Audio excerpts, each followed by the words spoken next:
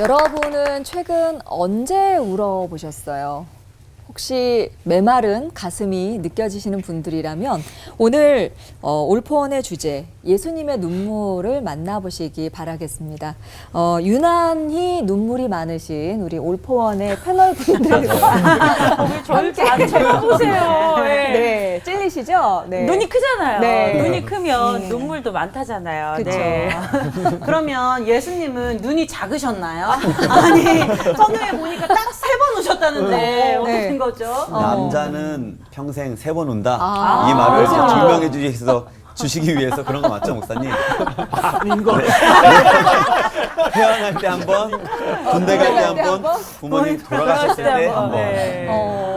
그렇구나. 맞는 건가요? 아니, 제가 네. 그 패널 인수 받을 때 네. 그 이 자리가 유일하게 안 우는 자리라고 그랬거든요. 맞아요. 네. 레온 형제 끝까지 안 울고 갔어요. 근데 좀 큰일 난 것 같습니다, 오늘은. 제가 좀 감수성이 사실 풍부한 편이니까. 네. 보여주세요. 예. 네. 저희는 좋아요. 그래서 목사님들 중에서 누가 눈물이 가장 많으실까요? 누구실까요? 글쎄요. 저는 그렇게 눈물이 많은 편이 아니라서 네. 이게 눈물 지수로 하면 10점 만점에 한 2점 정도 나오는 것 같은데 슬픈 게 뭐냐면 네. 우리 선배님들 계셔서 죄송하긴 한데 요즘에 슬프지 않아도 이렇게 한쪽으로 누우면 눈물이 자꾸 나요. 그래서 좀 슬퍼요. 이 목사님. 저는 눈물의 지수가 10에서 한 8. 어렸을 때 옆집에 개 가지고도 그렇고요. 요새는 갱년기인지 뭐 유행가를 들어도 눈물이 나오고 주일날 가서 또 설교 들으면 매주 울고 그래요. 그렇군요. 김정민 목사님은 내가 우는 거를 많이 봤죠. 많이 봤는데 네. 나는 사실 눈물이 없는 사람이라 고민이었어요. 그래서 내가 이제 목사가 되면서 기도 제목이 하나님 저에게 눈물을 주세요였어요. 그 이유는 단순히 눈물을 흘리는 것에 대한 문제가 아니라 그때 내 생각에는 목회를 하려면 교인들의 아픔이 내 아픔으로 느껴지고 교인들의 눈물이 내 눈물로 느껴져야 목회를 할 수 있을 것 같습니다. 내가 스스로 너무 메마른 사람이니까. 그래서 응답 기도하기 받으셨네요? 시작했어요. 네, 그래서 기도하기 시작했어요. 하나님 저에게 저 마음을 주셔야 제가 목회를 할 수 있을 것 같습니다. 근데 어느 날부터인가 정말 그 마음을 주셨어요. 그래서 네. 굉장히 이렇게 잘 울죠. 설교하다가도 그렇고 이렇게 말씀을 그냥 읽다가도 그렇고 그래서 이제 저는 그 마음을 주신 걸 굉장히 감사하게 생각하고 저는 눈물이 가장 큰 축복이라고 생각하는 것 중에 하나가 땅을 이렇게 기경할 때 그 딱딱한 땅을 이렇게 말랑하게 해주는 게 물이잖아요. 물을 뿌리면 이렇게 부서지잖아요. 네. 그래서 우리의 신앙에 눈물이 이렇게 나타나면서 우리의 가슴이 이렇게 말랑말랑해지는 축복. 큰일 났다. 네. 오늘 김종희 목사님은 누우실 일이 없으므로 네. 녹화장에서는 안 오시는 걸로. 눈물이 필요할 때 약간 눈물 보내는 걸로. 네. 예수님을 믿으면서도 사실 예수님의 눈물에 대해서 헤아려 보지 못했었는데 오늘 제대로 마주하는 시간을 갖도록 하겠습니다. 김병삼 목사님 설교부터 청해 듣도록 하죠. 네, 오늘 제가 여러분들과 함께 나누려고 하는 이야기는 예수님께서 죽은 나사로를 보고 우셨던 그 장면을 함께 나누고 싶은데 제가 그냥 본문을 2절만 택해봤어요. 요한복음 11장 25절과 26절 예수께서 이르시되 나는 부활이요 생명이니 나를 믿는 자는 죽어도 살겠고 무릇 살아서 믿는 자는 영원히 죽지 아니하리니 이것을 내가 믿느냐. 예수님께서 영생, 부활, 생명에 대해서 말씀하고 계시는데 예수님은 죽은 나사로 때문에 우셨거든요. 우리가 교회에서 흔히 많이 듣는 말 가운데 하나가 아니 왜 울어? 우리 부활하는데. 그래서 어떤 경우는 장례식장에 가서 이런 얘기하시는 분도 계세요. 우리는 부활의 소망을 가지고 있는 사람이니까 절대 울지 마세요. 울면 믿음 없는 사람입니다. 이렇게 이야기하는 분도 있어요. 근데 저는 이건 믿음과 조금 다른 차원의 문제가 아니겠는가. 그러니까 예를 들어서 우리들이 이제 수술을 받을 때 수술 받으면 그러니까 마취도 하지 마. 나을 건데 뭐하러 마취하겠지? 아픈 건 아픈 거예요. 우리가 부활과 영생을 믿는다 해도 그 순간 우리들이 사랑하는 사람을 볼 수 없는 것은 우리들에게 아픔인 거예요. 하나님께서는 우리들에게 희로애락의 감정을 주셨거든요. 그런 면에서 우리들이 감정대로 사는 건 문제가 있는데 감정에 충실한 것은 우리들의 신앙에 큰 문제가 되는 것이 아니지 않겠는가. 오늘 예수님의 눈물이 주는 그 의미, 나사로의 죽음, 부활을 이야기하시는 그 의미에 대해서 조금 생각해 보면 좋을 것 같다는 생각이 들어요. 요한복음 11장 21절과 22절에 보면 이런 말씀이 있어요. 마르다가 예수께 여짜오되 주께서 여기 계셨더라면 내 오라비가 죽지 아니하였겠나이다. 그러나 나는 이제라도 주께서 무엇이든지 하나님께 구하는 것을 하나님이 주실 줄 아나이다. 무엇이든지, 그리고 이제는 이제라도 주께서 무엇이든지. 그런데 여기에서 이야기하는 마리아, 마르다가 바라는 건 주님께서 무엇이든지. 근데 이들이 원하는 건 딱 하나예요. 나사로가 사는 거예요. 제가 지난주에 이야기할 때 우리들이 기도가 다 답을 정해놓고 기도한다 그랬잖아요. 예수님은 나사로의 죽음 가운데서 하나님의 영광을 보고 계시지만 마리아와 마르다는 단지 자기 오라비가 사는 거에만 관심이 있어요. 참 흥미로운 거죠. 지금 인간은 치유의 기적을 바라고 있고 예수님은 부활의 기적을 보여주고 싶은 거예요. 그러니까 우리의 신앙에 여기에 조금 괴리감이 있어요. 우리의 문제는 늘 우리의 시간과 우리의 공간 속에서 모든 것을 해석하려고 하는 거죠. 근데 예수님께서는 우리의 시간과 공간을 뛰어넘는 것을 말씀하고 있어요. 자, 조금 거슬러 올라가서 요한복음 11장 17절에 보면 예수께서 와서 보시니 나사로가 무덤에 있은지 이미 나으리라, 이런 말씀이 있어요. 그리고 그 전 구절로 가면 예수님께서 나사로가 죽게 되었다는 이야기를 듣고 이틀이나 그곳에 또 유하다 오셨다라고 되어 있어요. 예수님이 오셨을 때 이 소식을 들었을 때 이미 나사로는 죽은 순간이었는데 예수님은 다른 데 이틀을 더 유하시다 오셨어요. 이게 참 이해가 안 되는 거예요. 예수님 사랑하는 사람 그 죽게 되었는데. 근데 가만히 생각해 보면 예수님이 원하시는 시간, 예수님이 행하시는 길이 있어요. 근데 우리는 우리가 원하는 일이 이루어지지 않은 것 때문에 절망하게 되죠. 근데 예수님께서 결국 여기 와서 보여주시는 것은 부활이 무엇인지를, 그리고 생명이 살리는 것인지를 무엇인지 보여주고 계시는 거죠. 자, 예수님의 눈물과 조금 연결돼서 이야기를 해보고 싶어요. 예수님께서 죽은 나사로를 살리시면서 눈물을 흘리셨던 예수님께서 그 나사로의 죽음 앞에서 부활을 얘기하실 때 예수님의 눈물은 이 부활과 죽음과 어떤 연관이 있을까? 요거 하나만 좀 풀어보면 좋을 것 같은데, 우리가 이 세상을 벗어난다고 하는 죽음이라고 하는 것이 우리들에게 큰 두려움이에요. 우리들이 경험해보지 못한 세상.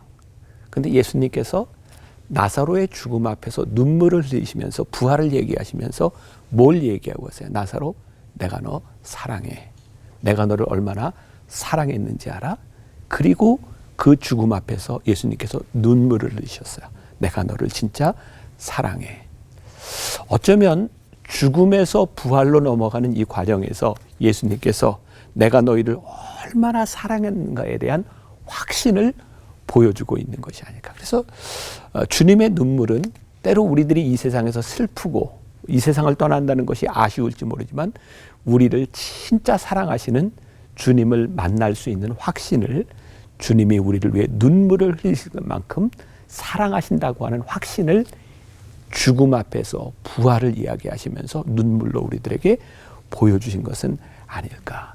그래서 오늘 그런 이야기를 하고 싶어요. 내가 너를 눈물을 흘릴 정도로 사랑하니 네가 이 죽음 앞에서 두려워하지 말고 부활해서 나를 만났으면 좋겠다. 내가 너를 눈물로 사랑한다. 주님의 눈물이 우리들에게 그것을 보여주고 있는 것은 아닐까. 기도합시다. 주님의 눈물이 우리들의 마음에 큰 기쁨과 위안이 됩니다. 내가 너를 이렇게 사랑하니 두려워하지 말아라. 내가 너를 이렇게 사랑하고 눈물을 흘리니 내가 두려워하지 말고 나를 만났으면 좋겠다. 오늘 주님의 사랑이 오늘 함께 이 말씀을 나누는 모든 사람들에게 큰 위안과 기쁨과 평안이 되게 하여 주옵소서. 예수님의 이름으로 기도했습니다. 아멘. 누군가 그러더라고요. 우리 복음서에 보면 예수님이 웃으셨다는 표현이 단 한 번도 나오지 않는다고. 그리고 예수님이 우셨다는 표현이 오늘 계속 나누고 있지만 3번 기록되어 있기 때문에 예수님은 굉장히 우울한 분이셨을 거라는 이야기를 하는 거 제가 들은 적이 있었어요. 근데 아무리 고민해봐도 우리 예수님이 그렇게 막 우울하고 항상 침울하셨을 리가 없다는 생각이 들었습니다. 그래서 제가 성경을 찾아봤죠. 우리 예수님이 정말 우울하기만 하셨을까? 전혀 그렇지 않았습니다. 누가복음에 보니까요. 그때에 예수께서 성령으로 기뻐하시며 이르시되 이렇게 말씀하시고, 요한복음 15장에는 내 기쁨이 너희 안에 있어 너희 기쁨을 충만하게 하고 싶다라고 말씀하셨고, 요한복음 17장에 보니까 내 기쁨을 그들 안에 충만히 가지게 하려 함이라는 말씀을 하셨어요. 우리 주님은 늘 기쁘셨습니다. 늘 기쁨 가운데에서 얘기하셨고 가르치시고 제자들을 사랑하셨죠. 기뻐하시는데 막 찡그리면서 기뻐하시지 않았을 것 같아요. 주님 분명히 웃음이 넘치시고 기쁨과 즐거움이 있으셨던 그런 분이셨을 텐데, 그런 기쁨의 주님께서 공생의 기간 중에 3번 우셨다면, 또 그것이 기록으로 남을 정도라면 이 3번의 눈물은 분명히 깊은 의미가 있을 것 같습니다. 그리고 3번의 눈물이 언제였냐면 나사로의 죽음 앞에서, 그리고 예루살렘에 입성하실 때, 그리고 마지막 3번째는 우리가 잘 아는 바대로 겟세마네 동산에서 십자가를 앞두고 기도하실 때 우셨거든요. 근데 제가 말씀을 묵상하다 보니까 이 3가지 눈물에 하나의 공통점이 있더라고요. 하나하나 좀 살펴보도록 하겠습니다. 우선 왜 나사로의 죽음 앞에서 우셨을까? 방금도 목사님을 통해 들으셨지만 저도 이렇게 궁금했습니다. 왜냐하면 곧 살리실 것을 당신께서도 아시고 또 사람들에게도 말씀하시거든요. 나사로가 살아날 것이라고. 그리고 도대체 그럼에도 불구하고 곧 살리실 거를, 사실 결말을 이미 예수님은 알고 계시는데 굳이 왜 우셨을까? 그냥 그 어떤 그 상갓집의 분위기 때문이셨을까? 아니면 마르다와 마리아가 정말로 부활 능력, 예수님의 부활 능력을 믿지 못해서였을까? 고민하는데, 팀 켈러 목사님이 쓰신 인생 질문에 이 나사로의 죽음 앞에서 흘리신 예수님의 눈물을 이렇게 설명을 하는 게 있더라고요. 나사로의 죽음 앞에서 예수님이 2번을 우시는데 그 2번의 울음이 좀 다르다는 겁니다. 첫 번째 눈물은 요한복음 11장 35절의 눈물인데, 예수께서 눈물을 흘리시더라. 이건 방금 우리 김병삼 목사님 통해 들으셨던 그 눈물입니다. 이 사랑의 마음으로, 공감의 마음으로 우리의 아픈 마음을 이해하시고 함께 사랑해 주시는 그 공감의 눈물이 11장 35절의 눈물이고요. 11장 38절에 이렇게 구절이 되어 있습니다. 이에 예수께서 다시 속으로 비통히 여기시며 무덤에 가시니, 여기서 이 비통히 여기시며의 헬라어가 엠브리마오마이라는 단어인데, 이것이 단순히 우는 게 아니고요, 화가 날 정도로 울부짖고 화와 불쾌감이 솟아오르는 눈물이라는 거예요. 그래서 이 부분을 팀 켈러 목사님이 이렇게 쓰셨더라고요. 좀 길지만 제가 읽어보겠습니다. 물론 예수님은 이미 알고 계셨다. 자신이 죽은 나사로를 살린다면 종교 당국에서 자신을 죽이려 들 것을 아셨다. 즉 나사로를 무덤에서 나오게 하려면 자신이 무덤에 들어가셔야만 했다. 나사로의 장례를 중단시키려면 자신이 장사 지내져야만 했다. 예수님이 우리를 죽음에서 구원하시려면 친히 십자가를 지고 우리 몫의 심판을 당하셔야만 했다. 그래서 무덤에 다가가실 때 그분은 잠시 후에 벌어질 일대 장관을 생각하며 웃으신 게 아니라 분노로 치를 떨며 눈물을 흘리셨다. 우리를 죽음에서 구원하기 위해 자신이 치르셔야 할 대가를 알고 계셨기 때문이다. 나사로의 무덤 앞에서 자신을 조여오는 죽음의 그림자를 보셨다. 곧 제가 결론적으로 나누겠지만, 단순히 이 눈물은 그냥 십자가 죽음에 대한 주님의 무슨 두려움과 공포감 때문에 흘린 눈물이 아니고요, 십자가 위에서 치르셔야 될 어떠한 그 대가 때문에 지금 눈물을 흘리셨다는 거예요. 예루살렘에 입성한 것도 같은 맥락인 것 같아요. 예루살렘에 들어가실 때 호산나 다윗의 자손이여 막 사람들이 기뻐하며 환호하죠. 그때 예수님이 웃지 않으십니다. 기뻐하시는 장면이 없어요. 그러시면서 그 환대 속에서 예루살렘 성과 성전을 바라보시면서 눈물을 흘리셨어요. 그리고 들어가셔서 우리가 아는 바대로 성전을 정화하시고 다 뒤집어 엎으시죠. 그럴 때 유대인들이 당신이 뭔데 이런 짓을 하냐고 이렇게 물을 때 주님이 이렇게 대답하세요. 요한복음 2장의 말씀입니다. 이에 유대인들이 대답하여 예수께 말하기를 내가 이런 일을 행하니 무슨 표적을 우리에게 보이겠느냐. 예수께서 대답하여 이르시되 너희가 이 성전을 헐라 내가 사흘 동안에 일으키리라. 유대인들이 이르되 이 성전은 46년 동안의 지었건을 네가 3일 동안에 일으키겠느냐 하더라. 그러나 예수는 성전된 자기 육체를 가리켜 말씀하신 것이라. 해석하자면 예수님은 호산나 입성하실 때 예루살렘 성과 성전을 통해 이제 곧 십자가에서 죽고 허물어질 스스로의 그 삶을 보고 계셨던 것이죠. 그래서 눈물을 흘리신 겁니다. 마지막 세 번째 눈물은 당연하게 겟세마네 동산에서의 눈물은 십자가와 연결된 눈물이죠. 공통적으로 이 세 번의 눈물은 다 십자가 사건과 연결되어 있습니다. 그럼 왜 주님은 이 십자가를 생각하시면서 우셨을까? 비통히 여기시며 그렇게 핏방울 같은 눈물을 흘리셨을까? 저는 그 답을 주님이 십자가 위에서 외치셨던 엘리 엘리 라마 사박다니에서 찾아보았습니다. 나의 하나님 어찌하여 나를 버리셨나이까라는 외침이었죠. 예수님은 태초부터, 아니 영원 전부터 삼위일체로서 성부 하나님과 성령 하나님과 온전히 하나셨고, 성부 하나님, 아빠 하나님과 한 번도 단절되고 분리되어 본 적이 없는 예수님이셨습니다. 그런데 예수님이 아신 겁니다. 십자가 위에서 이제 우리의 대속을 위해 그 십자가의 죽음의 잔을 맞이하실 때 어떤 물리적인 고통과 아픔 때문이 아니라 한 번도 떨어져 본 적이 없는 그 아빠 하나님과의 온전한 분리와 단절을 계속해서 생각하시면서 그 끔찍한 고통과 두려움이 주님으로 하여금 눈물 짓게 했던 것이죠.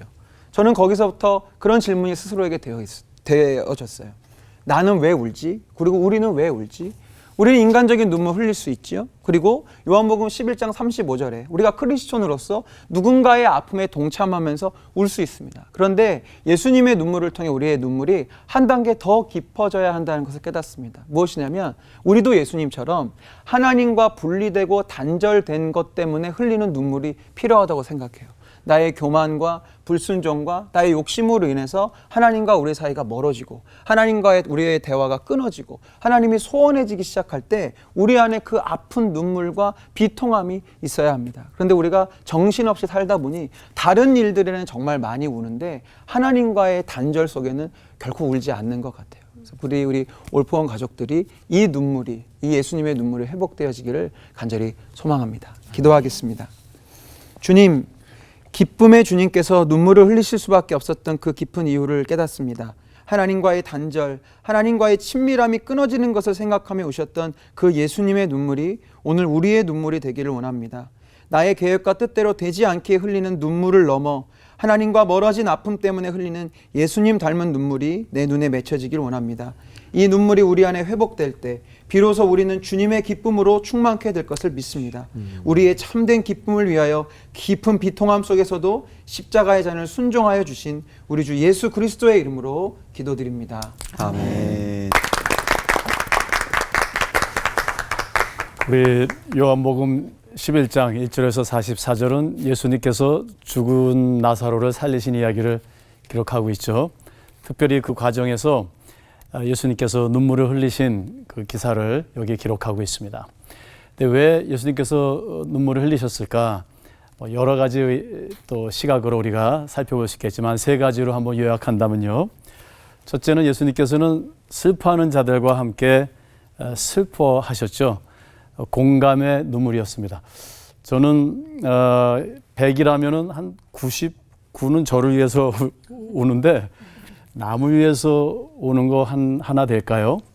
근데 오늘 본문을 잘 살펴보면 예수님의 눈물이 세 가지 이유라면 두 가지가 다 남을 위해서 우시는 공감의 눈물이었다라고 우리가 알 수 있습니다. 본문 33절에 보면 예수님께서는 마리아가 우는 것과 또 함께 온 유대인들이 우는 것을 보시고 심령의 비통이 여기시고 불쌍히 여기셨다. 이렇게 주님은 우리가 아파할 때 함께 오시고 또 우리가 웃을 때 또 함께 웃으시는 공감의 눈물입니다. 둘째는 이 나사로의 자매들과 유대인들의 어떤 불신앙을 보시고 참 안타까워하셨던 거예요.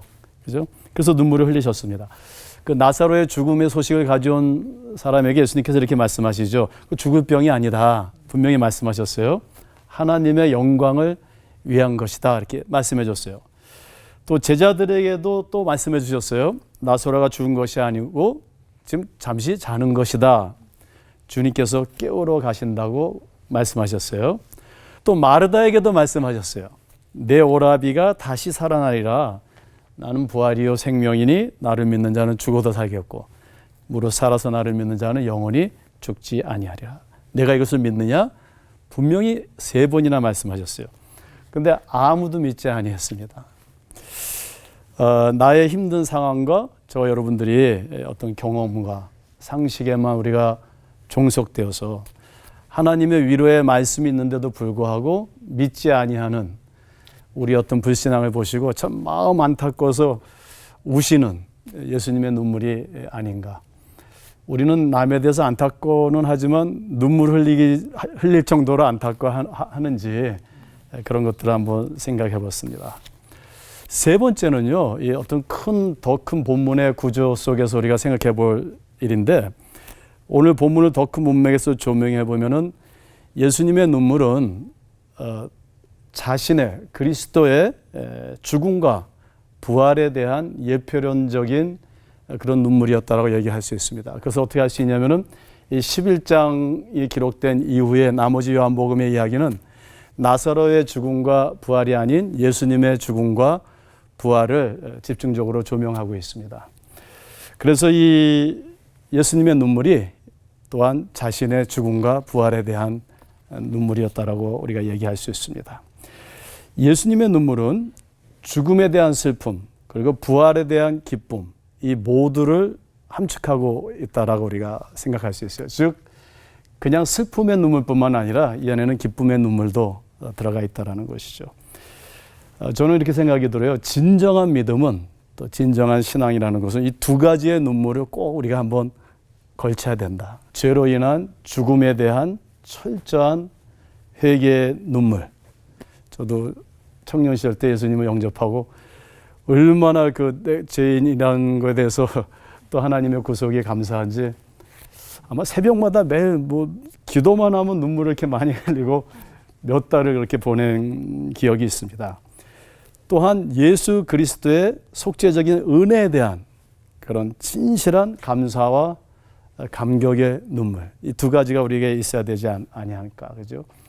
오늘날 슬픔의 눈물도 또 기쁨의 눈물도 다 메말라 버린 우리의 그 심령에 주님께서 다시 한번 주님의 눈물을 같이 흘릴 수 있도록 우리에게 은혜를 베풀어 주셨으면 좋겠습니다. 잠시 기도하겠습니다. 하나님, 우리의 마음이 너무 메말랐습니다. 슬퍼도 울지 못하고 기뻐도 울지 못하는 저희들의 타락하고 메마른 심령을 불쌍히 여기시고 주님과 함께 울고 웃을 수 있는 저희들의 삶이 될 수 있도록 축복해 주옵소서. 예수님의 이름으로 감사하며 기도드립니다. 아멘.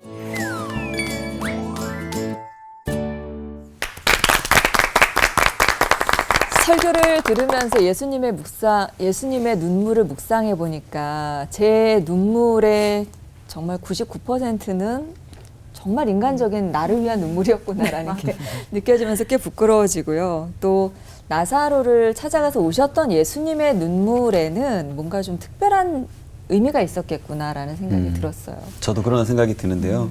예수님을 기다리는 사람들에게는 그 답을 아시니까 나사로가 잔다 이렇게 말씀을 하시고 죽은 게 아니다, 내가 살릴 거다라는 걸 이렇게 말씀하실 정도로 다 아셨잖아요. 그런데도 우셨단 말이에요. 그래서 이 눈물에 대해서 우리 3분 목사님들은 어떻게 이렇게 해석을 하시는지 한 번씩 다시 한번 부탁을 좀 드리겠습니다. 네.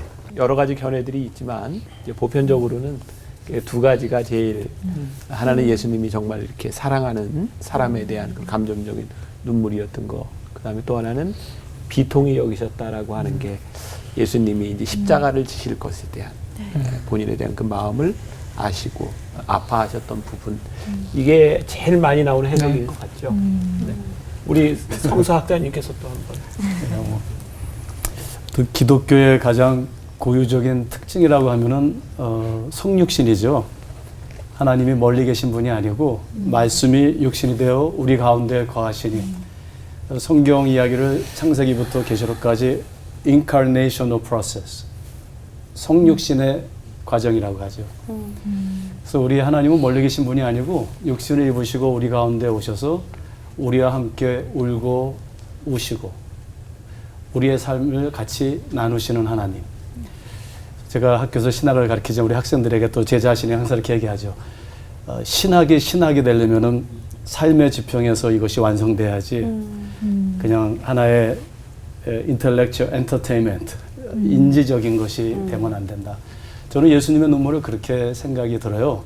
어떤 결말이나 그런 거에 대한 눈물이 아니시고 그 과정의 눈물이셨던 것 같아요. 그래서 로마서 12장에 있는 것 같이 우는 자와 함께 울라. 그리고 또 기뻐하는 자와 함께 기뻐하라.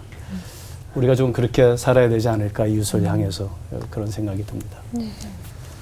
아까 말씀을 통해 나눴지만 이 나사로 사건을 통해서 우리가 특히 크리스천이 흘려야 될 눈물의 이렇게 레벨을 보여주신 것 같아요. 첫 번째는 나를 위해 흘리는 인간적인 눈물, 그리고 누군가를 위해 흘리는 이웃 사랑의 눈물, 그리고 하나님을 사랑하는 하나님과의 친밀함을 위한 어떤 그런 눈물의 지경까지 좀 알려주신 사건이 아니었나 생각합니다.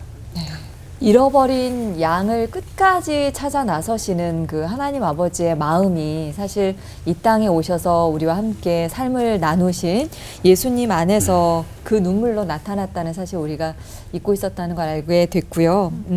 사랑이 눈물의 씨앗이라고 하잖아요. 눈물의 근원을 찾아서 우리가 오늘 좀 떠나보면 좋을 것 같습니다. 네, 그래서 준비했습니다. 성경 속 눈물의 비밀을 찾아보기 위한 질문 타임. 네, 첫 번째 질문 또 이한영 목사님께 한번 드려보도록 하겠습니다.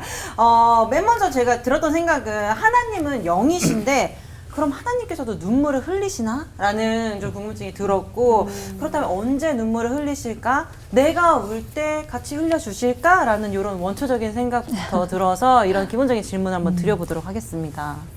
그 요한복음 14장 9절에 보면 예수님께서 이렇게 말씀하시죠. 그러니까 나를 본 자는 아버지를 본 것이라. 즉 예수님의 모습이 바로 하나님의 모습이죠. 그러니까 예수님이 오셨으면은 하나님도 오셨겠죠.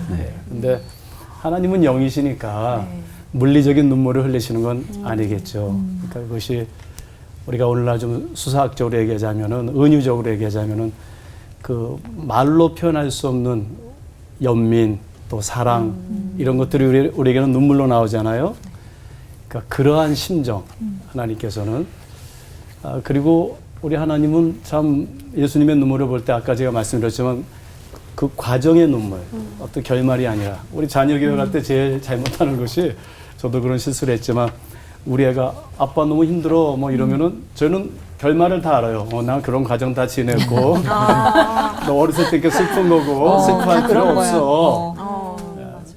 하나님께서 저 높은 거룩한 보좌에 앉으셔서 너희도 울지 마. 그냥 뭐 다 지날 건데 뭐 그러시는 게 아니라 우리의 몸을 입으시고 내려오셔서 같이 울어주시는. 제가 그래서 그다음부터 좀 달라졌어요. 우리 애가 아파하면 좀 같이 아파하고 또 같이 울고, 또 별거 아닌 것 같지만 제가 볼 때는 그래도 얼마나 힘드니 이게 하나님의 눈물이시고 사랑이 아니실까 이렇게 생각이 들어요. 그럼 저는 그 성경에는 예수님의 눈물 말고도 여러 눈물 사건이 등장하는 걸로 알고 있는데요. 그 김병삼 목사님께 좀 여쭤보고 싶어요. 가장 기억에 남는 눈물은 어떤 눈물이었는지 좀 궁금합니다. 눈물을 흘리는 사건들을 보면은 다 사연이 있죠. 근데 저는 사무엘하 이렇게 18장에 보면 요 방송을 듣다 궁금한 분들은 사무엘하 18장 전체를 한번 보면 좋을 것 같은데, 다윗의 눈물이 나와요. 다윗은 물론 자기의 죄로 인하여 회개의 눈물을 침상에서 흘렸던 그런 눈물도 나와 있지만, 가장 가슴 아픈 눈물 가운데 하나가 사무엘하 18장에 나와 있는 그의 아들 압살롬이 죽었을 때 울었던 다윗의 눈물인 것 같은데, 사무엘하 18장 33절에 이렇게 나와 있어요. 왕의 마음이 심히 아파 문 위층으로 올라가서 우니라. 그가 올라갈 때에 말하기를 내 아들 압살롬아, 내 아들 압살롬아, 차라리 내가 너를 대신하여 죽었다면 압살롬 내 아들아 하였더라. 얼마나 아픈 마음이었냐면, 내가 너를 위해 죽었으면 좋았을 텐데, 그 죽은 아들에 대한 애통한 마음이 나오죠. 근데 압살롬이 어떤 아들이었어요? 아버지를 배신하고 아버지를 죽이려고 했던 아들이 압살롬이었어요. 근데 아버지 다윗은 자기를 죽이려고 했던 그 아들의 죽음에 대한 애통함을 가지고 있어요. 그런데 단순히 죽었기 때문이 아니라 죽기 전에 이제 전쟁하잖아요. 압살롬의 군대와 다윗의 군대가 이제 전쟁을 하고 압살롬이 처음에는 이제 이기는 것 같았지만 이제 다윗이 이제 승기를 잡고 이제 압살롬을 막 추격해가는 과정에서 사무엘하 18장 5절에 보면 다윗이 이렇게 얘기해. 왕이 요압과 아비새와 이때에게 명령하여 이르되 나를 위하여 젊은 압살롬을 너그러이 대우하라 하니 왕이 압살롬을 위하여 모든 군 지휘관에게 명령할 때 백성들이 다 들으니라. 자기를 배신한 아들을 얼마나 사랑했는지 그를 잘 대우해라 라고 하는 말을 온 사람이 다 들었다. 다윗의 마음을 모든 사람이 알고 있는 거예요. 근데 그 다음부터 우리가 잘 알고 있는 유명한 이야기가 나오죠. 압살롬이 막 도망가다가 압살롬은 그 머리가 길었던 것 같아요. 아주 아름다운. 근데 그 머리 때문에 상수리 나무에 나귀를 타고 가다가 탁 머리가 걸려서 대롱대롱 매달려요. 근데 사람들이 다윗이 하는 이야기를 들었기 때문에 압살롬을 죽이지 않거든요. 근데 그 유명한 요압 장군이 가서 다시 압살롬의 심장에 창을 딱 찔러서 죽입니다. 그리고 다윗이 그 소식을 듣고 왕의 마음이 심히 아파 우는 장면이 나오죠. 아들의 잘못을 알매도 불구하고 어떻게든지 살려주기를 원했고 그 아들의 죽음을 놓고 목 놓아 울었던 아버지의 마음. 난 여기서 두 가지. 하나는 하나님 아버지의 마음으로도 우리들이 이제 해석을 하고 그렇게 아픔으로도 알 수 있겠지만 다윗의 마음을 제일 아프게 했던 것은 그 아들이 죽음이 자기로 인함이라고 하는 것을 알고 있지 않았을까. 왜냐하면 그가 밧세바와 이렇게 간음했을 때 나단 선지자가 와서 그 다윗이 당하게 될 고통과 그 저주에 대한 이야기를 쭉 하죠. 네 자식들로 인하여 네 자식이 죽을 것이고 네 가정에서 피가 흐를 것이고 아마 다윗의 마음 가운데는 나로 인하여 내 죄로 인하여 내 아들이 이렇게 죽었나 보다. 그런 이제 아픈 마음들이 있을 거예요. 그래서 우리들이 이렇게 살아가면서 당하는 모든 아픔들과 이렇게 고통, 내 자식에 대한 부분들이 결국은 내가 살아온 것에 대한 그런 결말은 아닐까. 그런 그 아버지의 마음, 그런 것들이 느껴지고 어쩌면 다윗이 그 아들을 바라보는 그 압살롬의 죽음을 슬퍼하는 마음 가운데서 아버지의 마음이 이런 마음이구나. 그런 것을 또 이제 깨달을 수 있는 그런 눈물은 아닐까. 저는 또 슬플 때 이렇게 같이 울어주는 것만큼 그렇게 위로가 되고 공감이 되는 그런 명약이 없는데요. 예수님의 눈물에서 사람들은 왜 차원이 다른 진심과 공감을 느낀 건지, 아까 전에 눈물의 단계가 있다고 말씀하셨는데 우리가 그럼 그 단계까지 가려면 뭐가 필요할지 우리 김종인 목사님께서 알려주시면 좋겠습니다. 네. 아까 목사님께서 얘기해 주셨는데 우리 하나님의 사랑이 그 성육신 하시고 인카네이션 하셔서 이렇게 우리에게로 점점 더 다가오시는 그 사랑이 예수님의 눈물이 그 차원이 다른 눈물이 아닐까 싶어요. 그 예수님은 하나님이셨고 모든 답을 알고 계셨음에도 불구하고 우리가 잘 아는 바대로 고통이 있고 슬픔이 있는 자리에 직접 찾아가시고 또 아파서 온 사람들을 피하지 않으셨거든요. 근데 답을 다 알고 있는 만약에 그런 고귀한 입장이시라면 그냥 문제 있는 사람이 찾아왔다 마치 상담받듯이 하고 갔을 텐데 예수님은 그렇게 하지 않으시고 직접 이미 답은 다 알고 있고 뭐가 어떻게 해야 되는지 알지만 일단 그 감정을 같이 마주해 주시고 같이 울어주시고 같이 이렇게 해주셨는데 바로 그 모습을 우리가 닮아야 되지 않을까 싶어요. 로마서 말씀 보면 즐거워하는 자들과 함께 즐거워하고 우는 자들과 함께 울라라고 되어 있는데 우리 많은 크리스천들이 즐거워하는 자와 함께 즐거워하는 건 참 잘하는 것 같아요. 같이 기뻐하고 축하해요, 뭐 하나님 영광입니다, 뭐 이런 얘기는 하는데 가만 보면 슬퍼하는 자들과 함께 우는 일들은 잘하지 못하는 것 같아요. 왜냐하면 내 삶이 힘들고 어려우니까 굳이 누군가의 아픔에 사실 말로는 뭐 기도합니다 이렇게 하지만 사실 이렇게 동참하고 싶은 마음이 별로 없는 거죠. 근데 우리가 예수님의 차원의 그런 사랑의 눈물과 사랑의 헌신을 하기 위해서는 힘들더라도 예수님처럼 아픔과 슬픔이 있는 자리에 좀 적극적으로 찾아가는 노력들이 필요하지 않을까 싶어요. 우리 뭐 다 누구나 아는 지혜이지만 그렇기 때문에 결혼식장에 못 가더라도 장례식장에 가서 함께 울어주는 게 필요하고, 성도님 중에 누군가가 아프다는 소식을 들으면 아 그냥 그렇구나라고 하지 마시고 수고스럽더라도 한 번 더 전화하셔서 같이 아파해 주시고, 또 그 아픔의 자리를 같이 공감하려는 그런, 처음에 익숙하지 않고 내 삶도 벅차고 힘들지만 계속 그렇게 해서 공감하려고 하는 자리를 일부러라도 찾아내기 시작하면 우리의 눈물도 점점 예수님을 닮아가지 않을까 이렇게 생각이 듭니다.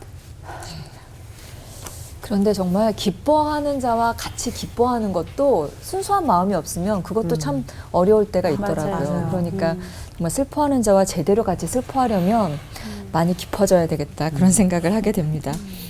털없는 우리를 성숙시키시는 예수님의 눈물을 가슴으로 마주할 때 우리도 누군가와 한 마음으로 같이 울어줄 수 있을 것 같습니다. 네.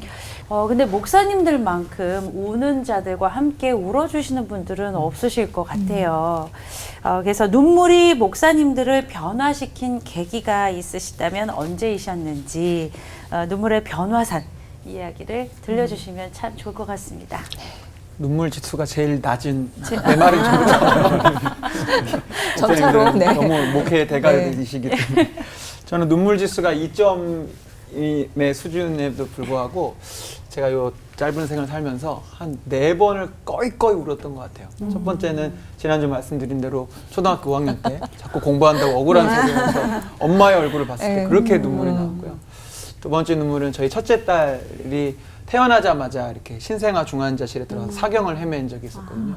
그때 정말 태어나기 전까지 매일 울면서 하나님 앞에 기도했던 것 같고, 저희 아버지가 말기암 선고를 받으셨을 때 그 소식을 듣고 굉장히 많이 울었고, 네 번째 울음은 그 아버지가 이제 돌아가셨을 때 이렇게 울었는데요. 그 울음이 저를 변화시킨 것 같아요. 목사님께서도 이제 목회를 하시면서 주님 눈물을 주세요를 기도하셨는데 저는 그런 기도를 안 하니까 하나님 그런 상황을 주셨던 모양이에요.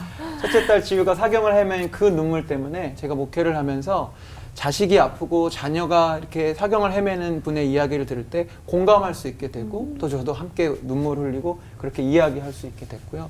목회를 하다 보면 가족이 아프고 불치병에 걸리는 정말 많잖아요. 저는 아버지와의 그 시간의 눈물을 기억하면서 함께 공감하고, 또 목사로서 장례의 자리를 정말 많이 가게 되는데, 아버지를 여의기 전까지는 사실은 제 안에 이렇게 너무 이렇게 그냥 지식적인 죽음에 대한 생각이 있었던 것 같아요. 그래서 사실은 이렇게 슬픔에 공감하기보다는 목사님도 얘기해 주셨지만 그냥 이렇게 약간 천국 소망에 대해서만 이렇게 가르치려고 했었었는데, 아버지를 여의고 그 눈물을 흘려본 다음에는 사랑하는 가족을 잃은 슬픔이 이런 거지라는 것을 이렇게 알고 이렇게 눈물의 목회를 시작할 수 있었던 것 같습니다.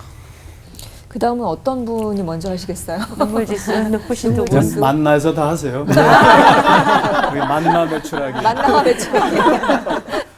네.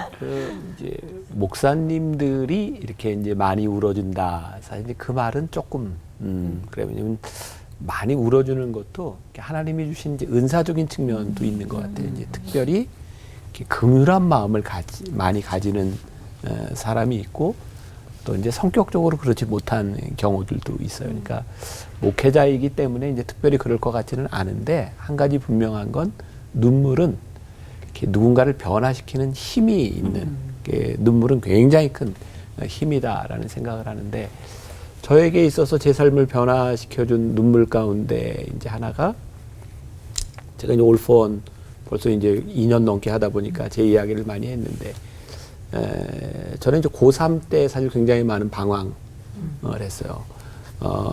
우리 이제 김종윤 목사님은 굉장히 모범생 스타일이에요. 근데 나는 그 학창 시절에 가장 이렇게 많이 이렇게 놀았던 사람이기 때문에. 근데 제일 힘들었던 게 고3 때 이제 당구를 배운 거였는데, 그게 우리 때는 그 당구장에 가면 이제 정학을 맡던 시대였으니까. 네, 고3 때 끊으셔야 되는 고3 때 배웠어요. 그래서 근데 이걸 못하게 하니까 늘 언제 했냐면 밤 12시부터 새벽 4시까지 이제 독서실에 갔다가 아무도 안 보는 시간에 가서 이제 당구 치고, 그리고 이제 집에 들어오면 이제 어머니는 새벽 예배 가실 시간이에요. 그럼 나는 이제 그때 들어와서 공부를 하네. 고3 때니까 불안하니까. 그럼 우리 어머니가 방문을 열고, 야, 공부도 좋지만 잠을 좀 자야지. 그러면 나는 이게 지금. 근데 그 당구가 안 끊어지는 거야. 근데 그때 이제 학력고사 보기 한두 달 남겨놨거든. 10월이었는데 교회에서 이제 부흥회가 열렸는데, 지금 돌아가신 신현균 목사님이 강사로 오셨는데, 그분이 모든 자녀들을 다 데리고 와라 그러셨던 것 같아요. 우리 어머니가 나를 데리고 이제 부흥에 참석하셨는데 설교를 다 마치고 이제 기도하는 시간이었는데 엄마가 우는 거야, 나 때문에. 그러니까 나를 위해서 기도하는 거예요. 그때 끊었어요, 당구를. 잠시. 엄청난 한국고사 볼 능력의 때까지. 잠시 쉬셨군요. 그때 이제 내가 정말 그렇게 끊으려고 해도 안 되던 게 학력고사 볼 때까지 이렇게 끊었었고, 그다음에 내가 목회를 하는 여정에서 내가 잊을 수 없는 게 지금도 마음속에 깊이 이제 남아 있는 거예요. 신학교 졸업할 때 우리 어머니가, 아버지는 이제 못 오셨고 어머니가 오셔서 졸업식장에서 저에게 이제 목걸이를, 십자가 목걸이 걸어주시면서 우셨어. 한자로 네 자를 새겨서 신망에, 그리고 참을 인자, 그리고 너 참아야 된다. 그리고 우셨어. 그게 내가 목회를 하는데 늘 기억에 남는 참을 인자, 참아야 된다. 그리고 우리 아들이 신학교를 졸업할 때 내가 그 목걸이를 주면서 참아야 하느니라. 이제 그게 굉장히 아마 어머니가 이렇게 목걸이를 걸어주면서 웃으면서 참아야 한다 그랬으면 이렇게 많이 안 남았을 거예요. 근데 눈물을 흘리시면서 참아야 한다 했던 게 이렇게 많이 나고, 그래서 눈물은 똑같은 이야기를 해도 굉장히 강한 그런 영향을 주는 것이 아닌가. 그리고 먼저 얼마 전에 이제 우리 교회 한 교인이 고등학생 아이를 잃었어요. 정말 상상할 수도 없이 이렇게 이제 어려운 순간이었는데, 새벽 1시 반에 제가 이제 그 전화를 이제 받고, 내가 해줄 수 있는 게 없더라고. 우리 집사람하고 둘이 가서 1시간 정도 거기 가서 같이 있다가, 근데 아이 장례를 마치고 주일날 이렇게 왔는데 그 엄마가 나한테, 목사님, 그때 목사님이 없었으면 나 죽었어요. 목사님이 저를 살렸어요. 그 얘기가 이렇게 함께 울어주고 함께 아파하는 게 이렇게 큰 이제 힘이구나. 그래서 눈물은 우리들의 삶의 신앙의 모든 부분에 있어서 강력한 힘이고 능력이고 변화의 원동력이 아니겠는가. 그래서 우리 크리스찬들은 잘 우는 거 축복인 것 같아요. 마지막. 저는 뭐 옆집 개가 죽어도 우니까 이렇게 뭐 드라마틱한 눈물은 뭐 없는 것 같은데, 제가 나무 위에서 이렇게 아주 깊이 울고 그런 기억은 별로 없어요. 물론 항상 그 연민의 마음을 가지고 또 기도하고 그러지만, 근데 분명한 것은 눈물은 사람을 변화시킨다라는 것을 아주 작은 것에서부터 제가 배웠는데, 우리 아내하고 딸이 DNA가 비슷한 것 같아요. 마음이 여려요. 그래서 우리 딸을 막 야단을 치면은 대들지 않고 울어요. 그 눈물을 보자마자 내가 미안해 확 변하는 거예요. 우리 아내도 뭐 좀 싸우려고 하면 울어요. 제가 아는 어떤 그 형님은 막 젊었을 때 주먹이 셌어요. 그러니까 결혼하자마자 부인을 때리려고 이렇게 주먹을 두니까 부인이 확 부엌에 들어가더니 칼을 갖고 나오더래요. 그 주먹이 가면 칼이 오고, 칼이 오면 총이 오고. 근데 주먹이 갈 때 눈물이 오면은 사람이 변하는 것 같아요. 그래서 제 아내, 제 딸을 통해서 이렇게 배웠고, 또 제가 이제 우리 학교에 외국인 학생들을 부족하지만 이제 섬기고 있는데, 외국인 학생들이 와서 이제 여러 가지 어려운 일이 많잖아요. 그래서 이제 캠퍼스에서 동고동락하면서 이렇게 같이 사는데, 항상 뭐 아프고 어렵고 뭐 가정에 문제 있고, 가서 이제 같이 울고 웃고 또 돕고, 근데 그 외국인 학생들이 눈물이 많아요. 그래서 이렇게 뭐를 도우면은 눈물을 흘리고, 그저께도 제가 밤에 이제 기숙사 가서 아픈 학생 이제 안수하고 같이 이제 기도하니까 그냥 엉엉 울어요, 안수하고. 근데 그러한 그 감사의 눈물이 저로 하여금 또한 이들을 더 사랑하고 싶어 하는 그 마음을 만들어주더라고요. 그래서 일단 싸우지 마시고 울어요, 남편이 뭐라 그러면. 네, 알겠습니다. 네, 눈물에 그 사람을 변화시키는 힘이 있는 것 같아요. 남편도 울어도 되겠죠? 부인이 뭐라 그러면 뭐. 네. 분명 눈물에는 치유와 회복의 힘이 있는 것 같고요. 그 힘이 굉장히 세다는 것을 오늘 확인할 수 있었습니다. 하나님표 만병통치약 아닌가 싶은 생각도 들면서 우리 올포원 식구들이 눈물이 좀 많아서 항상 녹화할 때 어려움을 겪는데 조금 울어도 되는 걸로 네. 결론을 내보겠습니다. 자, 오늘 받은 은혜를 한마디씩 정리하면서 마칠 텐데요. 예수님의 눈물은 나에게 우리에게 한마디로 네모다. 김병삼 목사님부터. 내가 원래 준비한 게 있는데 네. 오늘 이렇게 장비 아나운서의 얘기를 들으면서 네. 눈물은 하나님표 만명통치약이다. 그걸로 할게요. 아, 예. 좋은 거 하셨네요. 저는 예수님의 눈물은 하나님 사랑과 이웃 사랑의 첫 단추다. 열심히 울게 오늘부터 자꾸 옆으로 한번 누워보도록 하겠습니다. 서서도 우시는 거예요. 네. 원자폭탄보다 더 강력한 게 눈물이다. 네. 자, 우리 올포원 식구들은 어떤 은혜 받으셨는지. 저는 예수님의 눈물은 징하다라고 표현하고 싶은데요. 정말 그 우리의 악기 징 있잖아요. 그걸 한번 울린 그 자체가 뭐 그 시끄러운 꽹가리보다도 되게 묵직하면서도 울림이 오래 가잖아요. 그 눈물처럼 우리들의 눈물도 이웃까지 다 퍼져서 사랑의 눈물로 잘 번져나가서 따뜻한 우리 마음이 됐으면 좋겠어. 이렇게 흘러나가라고 징하다라고 표현해 봤습니다. 네. 예수님의 눈물은 나에게 한마디로 쉼이다 라고 말씀하고 싶습니다. 지금까지 좀 나를 위해 좀 나만 사랑하고 나만 위해서 눈물 흘렸다면 이제는 하나님을 더 사랑하고 하나님이 나를 많이 사랑하신 것 같이 내 이웃을 위해 눈물로 공감도 해주고 좀 사랑을 해야겠다라고 말씀드리면서 말 나온 김에 사랑합니다. 네, 난데없는 사랑합니다. 사랑입니다. 네, 전도사님은. 네, 오늘 어떻게 보면 저도 이해가 안 되는 대목 중에 하나였거든요. 오늘 이 부분이 왜 오셨을까 다 아시는데 왜냐하면 제 성품이 좀 그래서 그랬나 봐요. 이 과정이라는 말을 들으니까 그렇구나. 예수님은 과정을 무시하지 않는 분이시구나. 그래서 뭐 그냥 저는 다른 설명이 필요 없는 긍휼이구나. 예, 그렇게 느꼈습니다.